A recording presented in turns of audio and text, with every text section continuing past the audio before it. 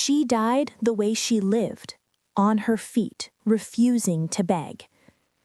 The night the mafia war swallowed her world, rain fell like shattered glass over the city. A feared female boss, known only as the Crimson Queen, stood alone in a collapsing empire of gunfire and betrayal. Men who once swore loyalty turned their weapons on her. She didn't flinch, she didn't run. But even queens fall when the whole world conspires. When her vision finally went dark, she expected nothingness. Instead, there was noise again, a different kind of pain. She woke up choking on air that didn't belong to her. Soft light, perfume, silk sheets, a body that felt chouje, foreign, heavy, weak. A mirror stood in front of her, and staring back was not a mafia queen. It was an overweight heiress with hollow eyes and a face marked by exhaustion, fear, and something worse, defeat. Memories rushed in like broken glass. A powerful husband, cold words disguised as control, a life where love meant ownership and silence was survival. And finally, a bottle of pills taken in desperation, hoping for escape. The Crimson Queen understood instantly. This woman hadn't just died, she had been erased. Her fists clenched. "No," she whispered, not in grief, but in command. Because queens do not disappear, they return. At first, the body resisted her like a locked cage. Every movement was slow, heavy, unfamiliar. But she knew pain, she knew discipline, and more importantly, she knew power. So she rebuilt herself. Morning after morning she trained in secret, not just exercise, but war discipline, breathing control, balance, precision, the kind of body mastery that once made her untouchable in her past life. She cleaned up the habits that had been used to destroy this body. She studied nutrition like strategy. She moved through discomfort like it was just another battlefield. And slowly, the mirror began to change its answer. The transformation wasn't just physical, it was presence. Her gaze sharpened first, then her posture, then the air around her, like people unconsciously stepped aside when she walked past. Her husband noticed, at first with confusion, then irritation, then something like fear, because the woman who once lowered her eyes no longer did. The night everything snapped came without warning.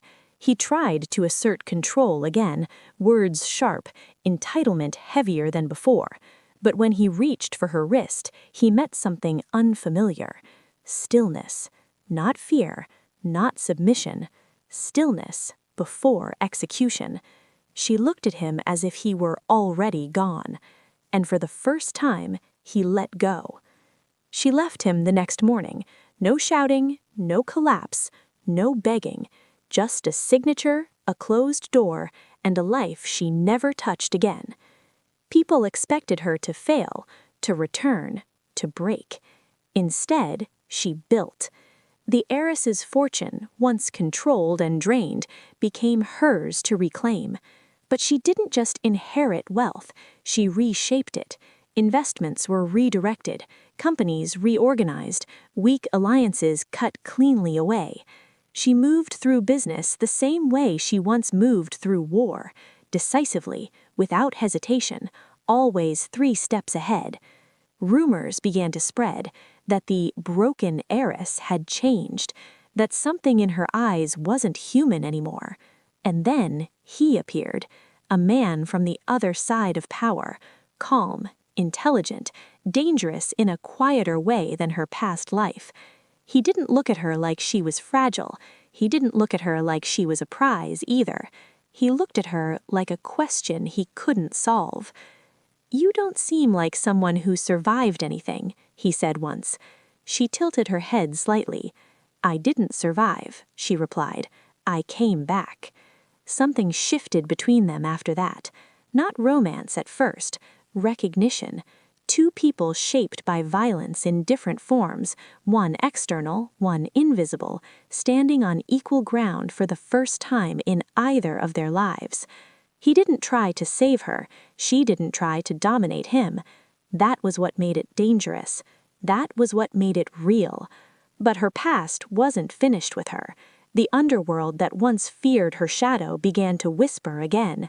Old enemies sensed a familiar pattern returning: strategy, silence, precision. The Crimson Queen was not just alive, she had evolved. And this time, she wasn't fighting to survive.